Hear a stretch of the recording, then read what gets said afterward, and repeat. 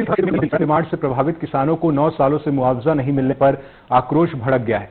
250 से अधिक किसान टुंडरी और ओडेकेरा गांव में अनिश्चितकालीन धरने पर बैठ गए हैं। किसानों का आरोप है कि अधिकारियों ने लेखा जोखा में गड़बड़ी की है और बार बार सिर्फ आश्वासन ही दिया जा रहा है। आज हमारे हड़ताल में बैठे हैं कि हमारे रोड में जमीन गई मोड़ना में राजमती पटेल तो बैठे हैं। अब जब तक नहीं दी तब तक हम नहीं था। हम लोगों का मांग यही है कि जो सरकार रोड में चौड़ीकरण किया है उसका हम लोग का मुआवजा मिल जाए। और मुआवजा के कारण है आप लोग कितने? हमारे गांव में 45 किसान है, वैसे 7-8 गांव का लगभग 250-300 किसान मतलब कि होंगे। तो कितना लगभग आप लोग का मुआवजा बाकी है? मेरा स्वयं का 16.5 लाख का रुपया मुआवजा है सर। और टोटल हमारे गांव का लगभग 5-6 करोड़ रुपया हमारे गांव का ही होगा।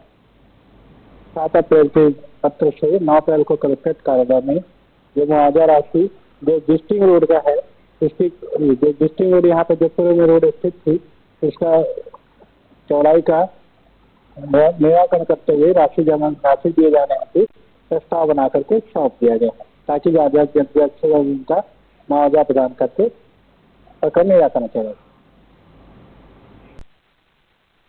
नक्सलियों से मुठभेड़ के दौरान भीषण गर्मी में डिहाइड्रेशन का शिकार हुए जवानों को सेना ने रेस्क्यू किया। पीड़ित जवानों को हेलीकॉप्टर से तेलंगाना के भद्राचलम अस्पताल भर्ती कराया गया है और जवान पिछले 4 दिनों से लापता मुठभेड़ में डटे हुए थे। बता दें कि सभी जवानों का इलाज अब जारी है।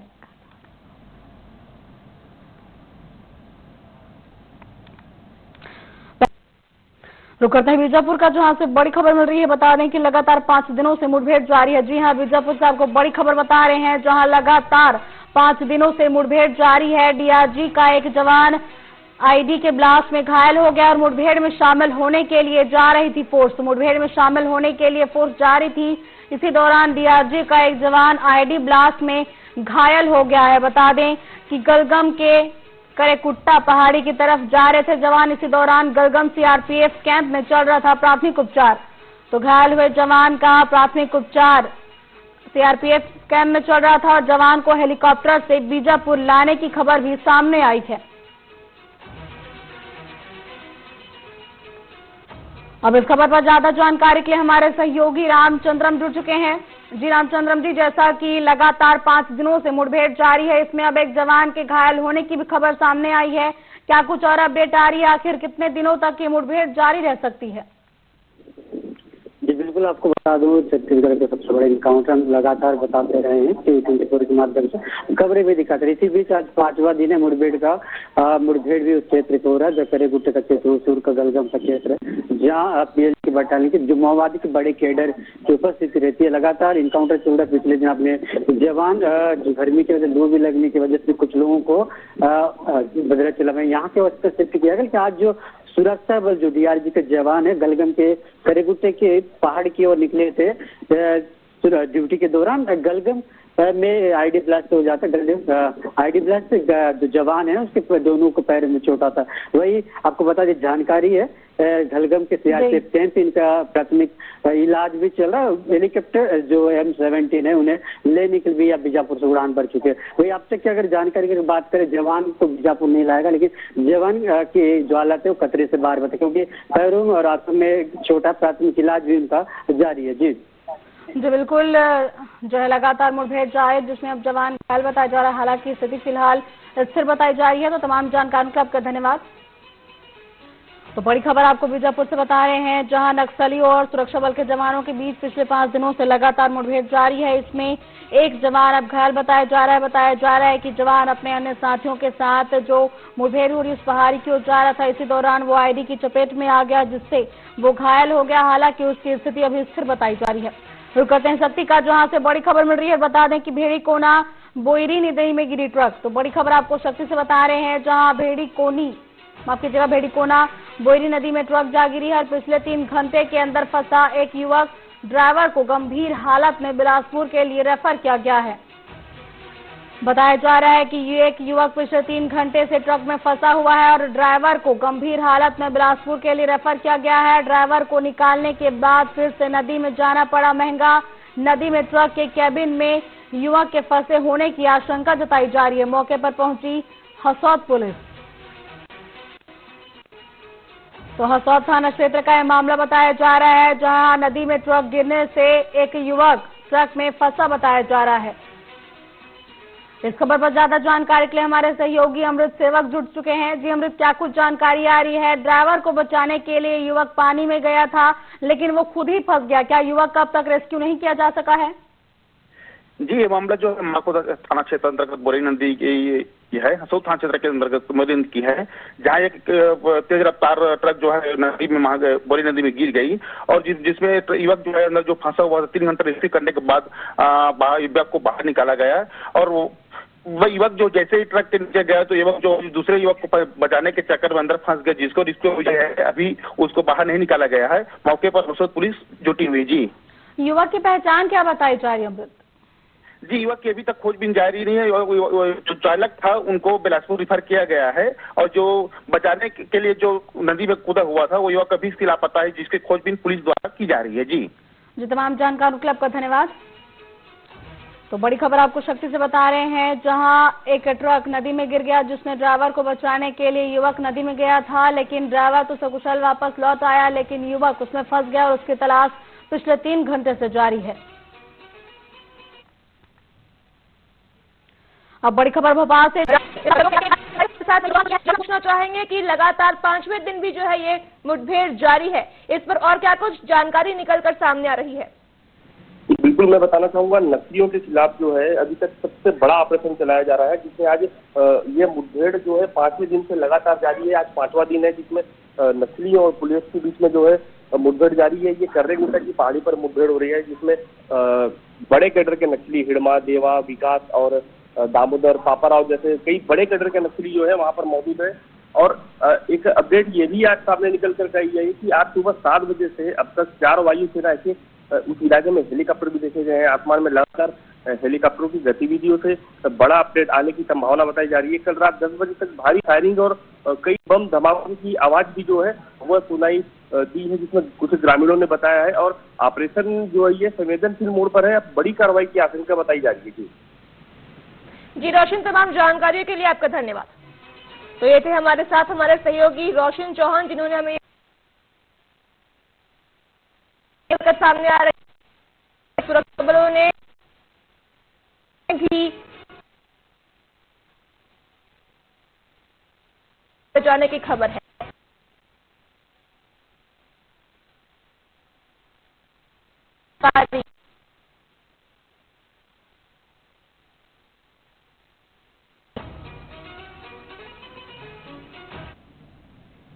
खबर बिलासपुर से है, जहां बिलासपुर में रेलवे के चीफ इंजीनियर विशाल आनंद को सीबीआई ने चीफ इंजीनियर ने करोड़ों के 20 लाख रुपए की रिश्वत मांगी थी। झाझड़िया और कर्मचारी मनोज पाठक भी पकड़े गए हैं। सीबीआई ने झाझड़िया निर्माण लिमिटेड के ऑफिस में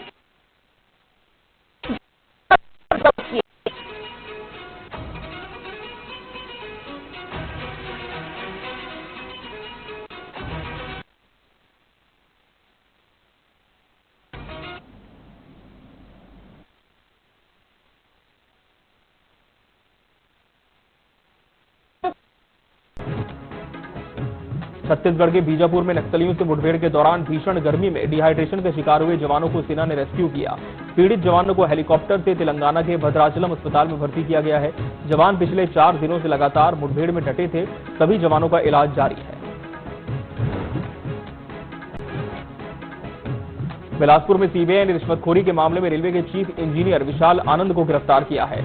रेलवे के करोड़ों रुपए के ठेके झाझड़िया कंपनी को दिलाने के एवज में 32 लाख रुपए की रिश्वत मांगी थी।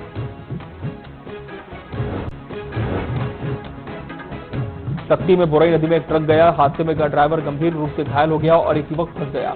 घायल ड्राइवर को इलाज के लिए बिलासपुर रेफर किया गया है।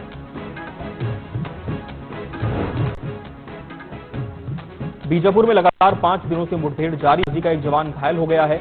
घायल जवान का गलगम सीआरपीएफ कैंप में इलाज चल रहा है। जांजगीर चांपा जिला मुख्यालय के ऑडिटोरियम में बीजेपी ने डॉक्टर भीमराव अंबेडकर सम्मान समारोह का आयोजन किया, जिसमें छत्तीसगढ़ के वित्त मंत्री ओपी चौधरी ने शिरकत की और डॉक्टर अंबेडकर के जीवन पर प्रकाश डाला। उन्होंने कांग्रेस को आड़े हाथ लेते हुए डॉक्टर अंबेडकर का अपमान करने का आरोप लगाया और बीजेपी को डॉक्टर भीमराव अंबेडकर के पद चिन्हों पर चलने वाले और उनको भारत रत्न से सम्मानित करने वाली पार्टी बताया। ओपी चौधरी ने जांजगीर चांपा जिले के अलग अलग समाज के विशिष्ट कार्य करने वाले लोगों का सम्मान किया और जांजगीर के ऑडिटोरियम का नाम भीमराव अंबेडकर के नाम किया। ओपी चौधरी ने जांजगीर चांपा जिले के विकास के लिए 200 करोड़ रुपए का प्रस्ताव तैयार करने के निर्देश दिए। नहीं सोचा कि अंबेडकर जी को भारत रत्न देना चाहिए। भाजपा समर्थित तत्कालीन केंद्र की सरकार ने अंबेडकर जी को भारत रत्न भी दिया। भारत रत्न उनके लिए कोई बड़ा विषय नहीं, लेकिन जो देने वाले हैं उनके सोच को ये जरूर दर्शाता है और इसी दृष्टिकोण से आज का सम्मान आयोजित किया गया और इस ऑडिटोरियम का नामकरण डॉक्टर भीमराव अंबेडकर जी के नाम के पर आधारित करते हुए किया जाएगा। ये भी आज हम सब लोगों ने निर्णय लिया। रतलाम के जावरा में कांग्रेस ने पहलगाम आतंकी बीजापुर जिले में नक्सली मुठभेड़ के लिए रवाना हो रहे डीआरजी डिस्ट्रिक्ट रिजर्व गार्ड के जवानों को निशाना बनाते हुए आईडी ब्लास्ट हुआ। इस धमाके में डीआरजी का एक जवान संजय निताम घायल हो गया। हादसे के तुरंत बाद जवान को प्राथमिक उपचार के लिए गलगम सीआरपीएफ कैंप लाया गया, जहां से उसे गंभीर चोटों को देखते हुए चॉपर के माध्यम से जिला चिकित्सालय बीजापुर रेस्क्यू कर भेजा गया। जानकारी के अनुसार जवान संजय निताम के दाहिने पैर में गंभीर चोटें आई हैं, जबकि दूसरे पैर में मामूली जख्म है। फिलहाल जवान खतरे से बाहर बताया जा रहा है और उसका इलाज जिला अस्पताल में जारी है। घटना के बाद सुरक्षा बलों ने इलाके में सर्चिंग अभियान तेज कर दिया है।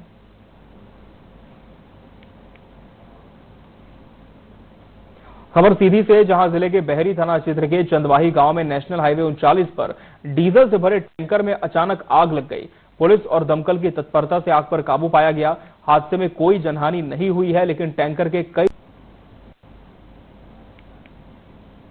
अभी लगभग आधे घंटे पहले की एक घंटे से आधे घंटे के अंदर सूचना प्राप्त हुई थी कि चंदवाही रोड में जो सीधी से एक डीजल लोड टैंकर सिंगरौली जा रहा था, जिसमें ड्राइवर और उसके कंडक्टर थे, जिसमें टायरों में घर्षण के कारण प्रथम दृष्टया सामने आएंगे घर्षण के कारण आग लगी है और उसमें अभी फायर ब्रिगेड के द्वारा हमारी बहरी टीम के द्वारा उसमें पानी डालकर उसमें अभी आग को काबू पा लिया गया है, स्थिति नियंत्रण में। अभी लगभग आधे घंटे। सतना जिले के कोटर खंभरिया गांव में खेत में फैली और इस बीच रायगढ़ से एक बड़ी खबर मिल रही है। रायगढ़ से इस वक्त की बड़ी खबर आपको बता दें, रायगढ़ से बड़ी खबर है जहां टीवी 24 की खबर का असर हुआ है। रायगढ़ से बड़ी खबर आपको बता रहे हैं, टीवी 24 की खबर का असर हुआ है। शासकीय राशन घोटाले में एफआईआर दर्ज कर ली गई है। शासकीय राशन घोटाले में एफआईआर दर्ज कर ली गई है। टीवी 24 की खबर का ये असर है। 2 महिलाओं को पुलिस ने गिरफ्तार किया है। 2 महिलाएं पुलिस के हत्थे चढ़ी हैं। पुलिस ने इस मामले में इन 2 महिलाओं को गिरफ्तार किया है।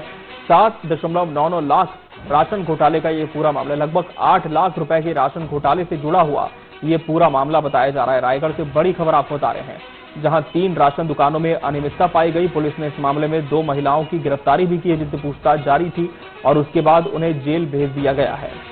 रायगढ़ से बड़ी खबर आपको बता दें, टीवी 24 ने इस पूरे विषय को बड़ी प्रमुखता से उठाया था और टीवी 24 की खबर का असर भी अब दिखाई दिया है। 8 लाख रुपए के राशन घोटाले का यह पूरा मामला था और खबर दिखाए जाने के बाद प्रशासन ने कार्रवाई की है। 2 महिलाएं इस मामले में गिरफ्तार की गई हैं। तो बता दें, रायगढ़ में टीवी 24 की खबर का असर हुआ है और इस खबर पर हमारे सहयोगी नीरज विश्वास हमारे साथ जुड़ चुके हैं। नीरज, हमने इस खबर को प्रमुखता से दिखाया था और उसके बाद हरकत में प्रशासन आया। जो 2 महिलाओं की गिरफ्तारी हुई है, उनकी किस तरह की भूमिका इस पूरे घोटाले में जुड़ी हुई थी? सर, मैं आपको बता दूं कि ये जो 2 महिला है वो इंदिरा स्व सहायता समूह की महिला है, जो बंधनपुर में संचालित है। ये समूह 3 राशन दुकान चला रहा था, जो कि बंधनपुर, कापो, लिप्टी का था। इनके यहाँ इससे पहले भी जांच करवाई हुई थी, जिसमें अनियमितता पाई गई थी, जिस पर धर्मजगत अनुभागीय अधिकारी धनराज मरकाम जी, उनके द्वारा 18 मार्च को निलंबन की कार्रवाई की गई थी। और वहीं जब उन्हें वहां एक्स्ट्रा राशन मिला था, जिसे उन्होंने जब्ती किया था, लेकिन इसके बाद भी इनके हौसले इतने बुलंद थे मंजू कुर्रे और सुमित्रा कुर्रे की, कि वो जो जब्ती राशन था उसे भी उन्होंने बेच दिया। जिसके बाद इसकी जानकारी जैसे ही अधिकारियों को ही, जिसके बाद ये कार्रवाई की गई, जिसमें जिला से अधिकारियों के निर्देश पर जो खाद्य निरीक्षक है सुधा रानी चौहान, उनके द्वारा FIR दर्ज कराया गया कल रात को, जिस पर कापू पुलिस त्वरित कार्रवाई करते हुए सुबह जाकर के इन्हें गिरफ्तार कर आज न्यायालय में पेश किया, जिसके बाद इन्हें न्यायालयिक रिमांड के लिए रायगढ़ जेल दाखिल किया गया। जी नीरज, आपसे ये भी जानना चाहेंगे कि सिर्फ 2 महिलाओं की गिरफ्तारी इस मामले में हुई है, लेकिन इतना बड़ा ये राशन घोटाला है, तो क्या जांच में और कुछ टीम को मिला है? क्या कुछ और गिरफ्तारियां भी संभव है इस दिशा में? सर, इसमें ये जो समूह थी, जी, जो इंदिरा स्वास्थ्य सहायता समूह जो बंधनपुर, लिप्टी और कापू को संचालित कर रही थी, इसमें जो मुख्य ये अध्यक्ष और सचिव थे उनकी गिरफ्तारी हो चुकी है। और वैसे मामले और भी कई मामले निकल के सामने आ रहे हैं धर्मनगर में राशन दुकान को लेकर के, जिसमें अभी भी जांच कार्रवाई चल रही है और हो सकता है कि आगामी कुछ दिनों में और भी राशन दुकान संचालकों के ऊपर कार्रवाई होगी। चलिए, बहुत शुक्रिया नीरज आपका इस तमाम जानकारी के लिए। तो ये थे नीरज विश्वास हमारे सहयोगी रायगढ़ से, जो कि जानकारी दे रहे थे कि इतने बड़े राशन घोटाले को अंजाम दिया गया, गरीबों के राशन में डाका डाला गया। और टीवी 24 ने जब इस खबर को प्रमुखता से दिखाया, इस गंभीर विषय को हमने उठाया, तब प्रशासन एक्शन मोड में आया और 2 गिरफ्तारियां फिलहाल इस दिशा में हो चुकी हैं।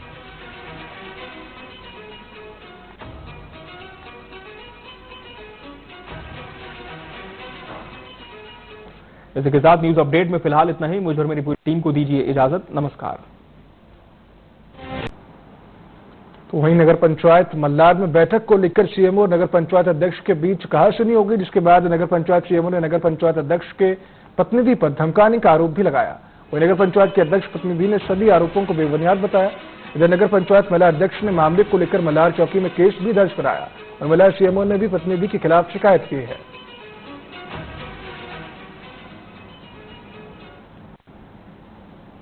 मैंने बोला, उसके बाद वो मेरे को फोन दिया, बोले लो आप अपने अधिकारी से बात करो। बोले मैं कौन बोलो? बोले आप बात तो करो। बोले बात किया, बात करने के बाद माँ बहन की मेरे को गाली गलौज किया, तेरे को 2 मिनट में हटा दूंगा, माँ बहन पूरी गंदी गंदी गाली दिया है। किसने गाली दिया? मेरे को दिया, वो राजकुमार वर्मा। वो कौन है? वो ये धनेश्वर के कोई परिचय है, कोई राजकुमार वर्मा, उससे मेरे को गाली दिलवाया, अब अपने मोबाइल को मेरे को दिया और बात कराया। जो आरोप लगाया गया है ये पूर्णतः राजनीति से प्रेरित है। नगर पंचायत मल्हार में जिन लोगों को जनता ने नकार दिया है, उन लोगों का सहारा लेकर के माननीय सीएमओ महोदय राजनीति कर रहे हैं और उनके द्वारा लगाया गया पूरा आरोप निराधार है। उनसे किसी भी प्रकार की मेरी वाद विवाद नहीं हुई है। केवल एक देश एक चुनाव का जो विषय था, बस उसी के संबंध में उनसे बात हुआ था कि इस विषय में आप अध्यक्ष महोदय से बात कर लीजिएगा। बाकी उनके द्वारा जो लगाया गया आरोप है पूर्णतः बेबुनियाद है। तो ग्वालियर से बड़ी खबर जो स्वागत है, रुक करते सीधे खबरों की ओर। जो जांजगीर चौपा के ग्राम धनगांव में प्रधानमंत्री आवास योजना में भारी भ्रष्टाचार के आरोप लगे हैं। ग्रामीणों ने सरपंच, सचिव और रोजगार सहायक पर अपात्रों को लाभ दिलाने और पैसों की वसूली का आरोप लगाया है। मामला कलेक्टर जनदर्शन तक पहुंच गया, जिसके बाद जिला पंचायत सीईओ ने जांच समिति गठित कर दी और ग्रामीणों ने निष्पक्ष जांच और दोषियों पर सख्त कार्रवाई की मांग भी की है। पेश है हमारी रिपोर्ट। जांजगीर के ग्राम धनगांव में प्रधानमंत्री आवास योजना को लेकर भ्रष्टाचार के गंभीर आरोप सामने आए हैं। ग्रामीणों का आरोप है पात्र लोगों को पैसे अब भी वंचित हैं।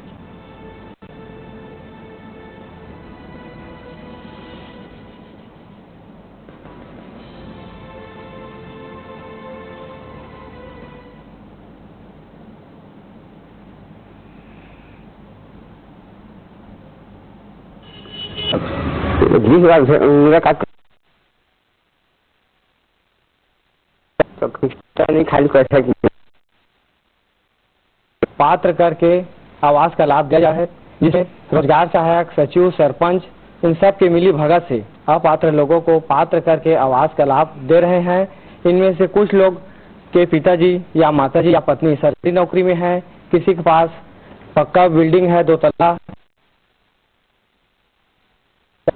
इन आरोपों की शिकायत जागरूक ग्रामीणों ने कलेक्टर जनदर्शन में की, जिसके बाद मामला जिला पंचायत सीईओ तक पहुंचा। हालांकि प्रारंभ में सिर्फ घर कहीं भी का खींचे सही ना होना चाहिए। जब आता है तो घर में बना थे तब फिक्स न रही से हमोर घर सो करे दोनों को मान क्यों बर्मन है। विवाद की गंभीरता को देखते हुए जिला पंचायत सीईओ ने तत्काल एक जांच समिति गठित करने के निर्देश दिए हैं, जो पूरे मामले की विस्तृत रिपोर्ट सौंपेगी। टीम का गठन कर दिए, जल्दी इस पे जांच रिपोर्ट आएगा, तदनुसार हम लोग इस पे उचित आवश्यक कार्रवाई करेंगे। हमारा आवास बन जाए, घर कच्चा मकान है तो पक्का हो जाए साहब, वो चाहत हम तो लड़का मन रखे सर, तब का कर पानी चूहा से घर अच्छे में रखे तब भटका से भटक जाते घर द्वार। अब सबकी निगाहें जांच समिति की रिपोर्ट पर टिकी हैं। ग्रामीणों की मांग है कि दोषियों पर सख्त कानूनी कार्रवाई की जाए ताकि ये योजना सही हाथों तक पहुंचे और जरूरत मिल सके। लोध टीवी 24 चांपा। आप देख रहे थे हमारी ये रिपोर्ट। इसके बाद हम बात करें शक्ति की, तो वहां पर आप देख रहे थे हमारी ये रिपोर्ट। इसके बाद हम बात करें शक्ति की, तो वहां पर शक्ति जिले के एकमात्र वैध रेत घाट गुत्ती में खुलकर अवैध वसूली हो रही है। ट्रैक्टर चालकों से जबरन वसूली की जा रही है और सरकार को हर महीने लाखों का नुकसान भी हो रहा है। प्रशासन की चुप्पी सवालों के घेरे में है। पेश पर हमारी रिपोर्ट। शक्ति जिले से होकर बहने वाली महानदी इन दिनों रेत माफियाओं की चपेट में है। घाट खुरघट्टी पर ही जमकर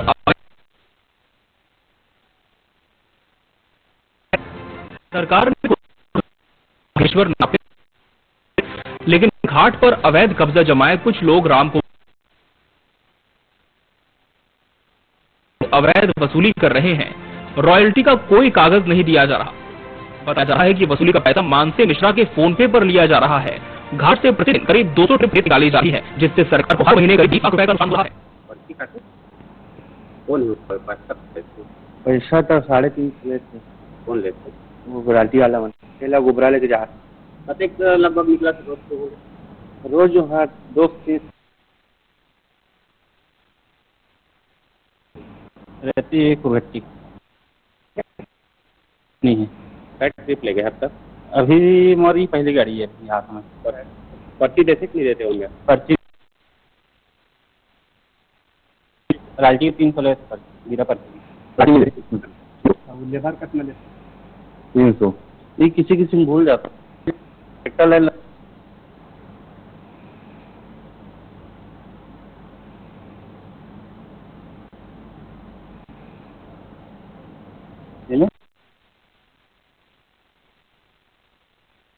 जब इस पूरे मामले में जिला खनिज अधिकारी के बंजारे से फोन पर बात की गई तो उन्हें जांच कराने की बात कही, लेकिन सवाल ये है क्या प्रशासन की चुप्पी सिर्फ